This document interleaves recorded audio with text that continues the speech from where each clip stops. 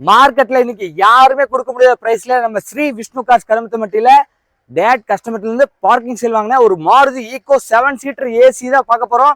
இந்த வண்டியோட மாடல் பாத்தீங்கன்னா 2022 மாடலுங்க.